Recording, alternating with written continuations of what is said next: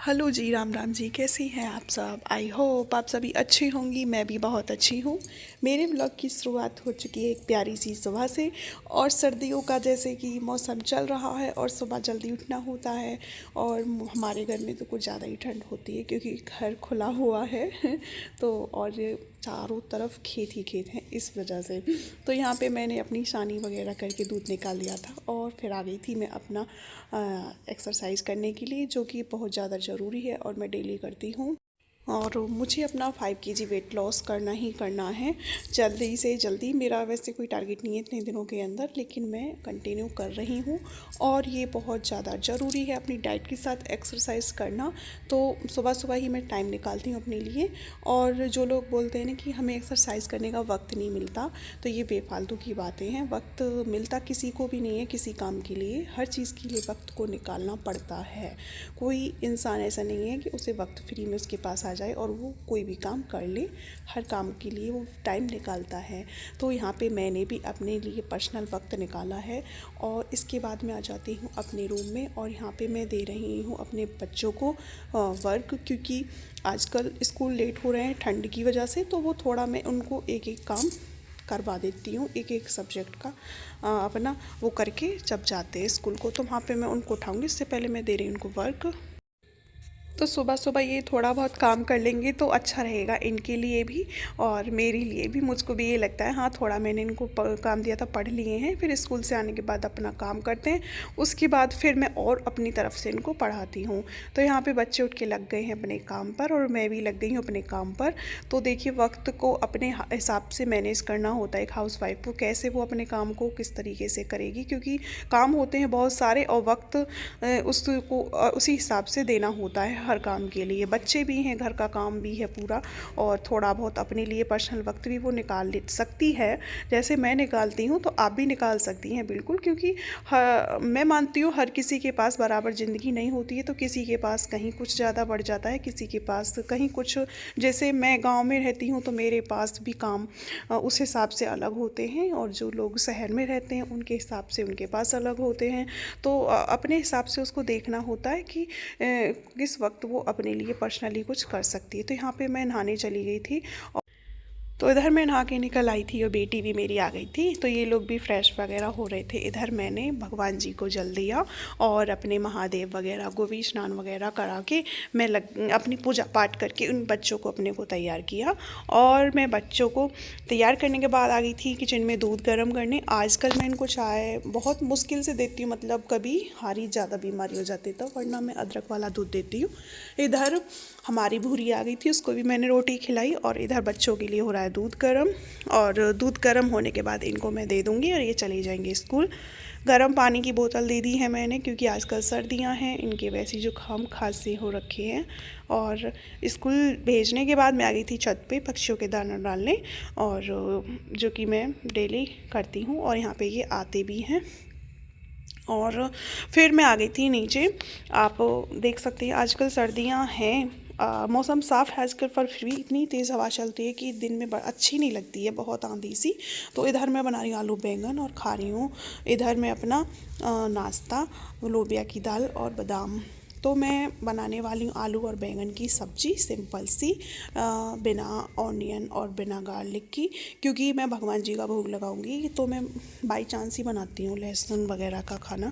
तो यहाँ पे मैं सिंपल तरीके से बनाने वाली हूँ। लोहे की कढ़ाई में चला दिया है मैंने चूल्हा, उस पर रख दी कढ़ाई, उसमें डाला है सरसों का और जो है तेल।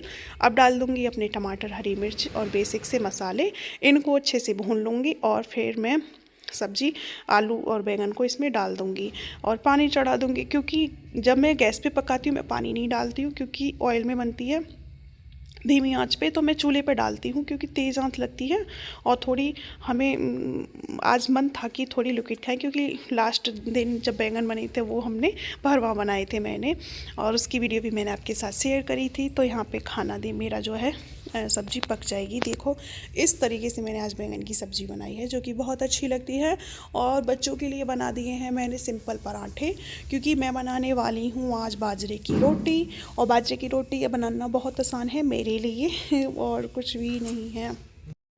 जैसे कि मैं डाइट कर रही हूँ तो बाजरे की रोटी भी खाना बहुत ज़्यादा फ़ायदेमंद होता है क्योंकि उसमें कोई कैलोरी नहीं होती है।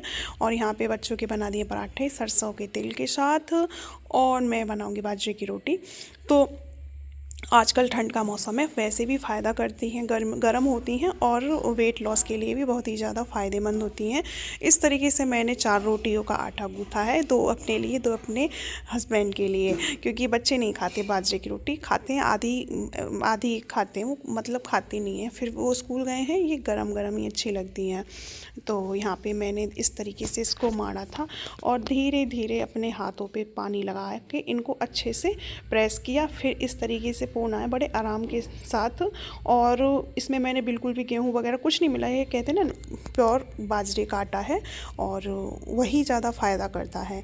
तो यहाँ पे मैं बड़े आराम से हथेलियों के दबाव से इसको बढ़ा दूँगी। और देख सकते हैं आप, कोई हार्ड नहीं है और कोई टट्टमराग नहीं है। होता है ना कि पन्नी वगैरह लगा के, मैंने देखा है यूट्यूब पे बनाते हैं, ऐसे कुछ नहीं है, आराम से बन जाती हैं और एकदम प्लेन बनती है, ना मोटी ना ही छोटी, और बहुत गोल रोटियां अच्छे से बन जाती हैं। तो मुझको आती हैं बनानी, या तो ये कह लो पहले मुझे नहीं आती थी लेकिन मैंने ट्राई करी और मुझको 1-2 बार बिगड़ी थी, उसके बाद मेरे को आ गई। कोई काम ऐसा नहीं होता जो आप सीखने की कोशिश ना करें और वो आपको आए ना। आप कोशिश तो करिए, हर चीज़ आ जाती है। तो मेरा तो मानना यही है, कोशिश नहीं करोगे तो कोई काम नहीं होगा, चाहे वो रोटी बनाना हो, चाहे वो सिलाई करना हो, कुछ भी हो, कुछ भी। तो यहाँ पे मैं हर काम करने की कोशिश करती रहती हूँ और मेरे को वो काम फाइनली आ जाते हैं और मेरी रोटियां बन के हो गई हैं यहाँ पे तैयार। और आप सब भी आ सकते हो खाने के लिए, आ जाओ गरम गरम खाना खाने के लिए।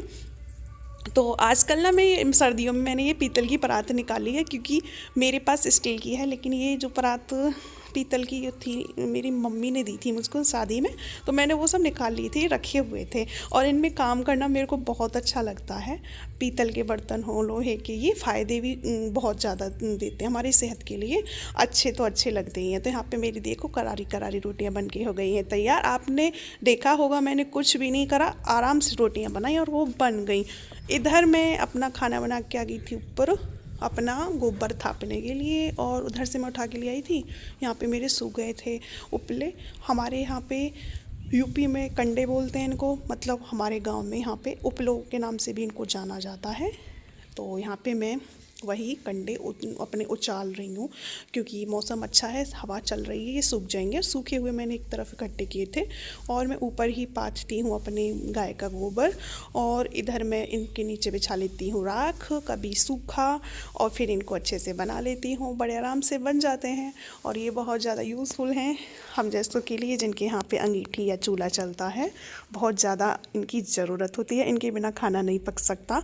तो यहाँ पे मैं लेकर आई थी 2 बार में।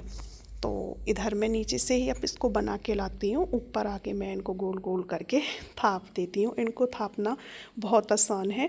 और ये बन गए हैं मेरे कंडे और मेरा हो गया गोबर कूड़े का काम। इधर मैंने निकाला था फिर आके नीचे मक्खन, लास्ट काम था ये मेरा। मक्खन निकालने के बाद मैं आराम से खाना खाऊंगी। तो देख लो, मेहनत भरे कामों के साथ एक हेल्दी खाना भी आपको खाने को मिलता है। तो यहाँ पे बस मैं आपको वही दिखा रही हूँ, कितना फ्रेश मक्खन है, और वो भी गाय का, जो ढूंढने से भी नहीं मिलता। तो कैसी लगी आपको मेरी वीडियो? अच्छी लगी हो तो लाइक कीजिएगा, कमेंट करके ज़रूर बताइएगा। मेरे चैनल पर नए हो तो सब्सक्राइब ज़रूर कीजिएगा। और अब मैं जा रही हूँ अपना नाश्ता करने के लिए। तो मिलूँगी आपको अपने नेक्स्ट व्लॉग में, तब तक के लिए राम राम। सीता